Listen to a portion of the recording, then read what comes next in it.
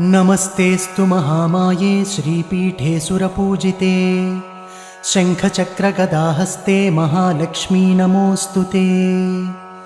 नमस्ते गरुडारूढे कोलासुरभयङ्करी सर्वपापहरे देवी महालक्ष्मी नमोऽस्तु ते। सर्वज्ञे सर्ववरदे सर्वदुष्टभयङ्करी सर्वदुःखहरे देवी महालक्ष्मी नमोऽस्तु ते।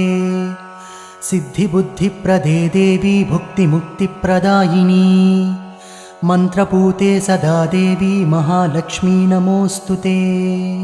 आद्यन्तरहिते देवी आदिशक्तिमहेश्वरी योगज्ञे योगसम्भूते महालक्ष्मी नमोऽस्तु ते।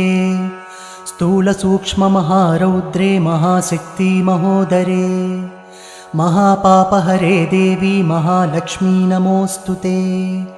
पद्मासनस्थिते देवी परब्रह्मस्वरूपिणी परमेशी जगन्मातः महालक्ष्मी नमोऽस्तु ते।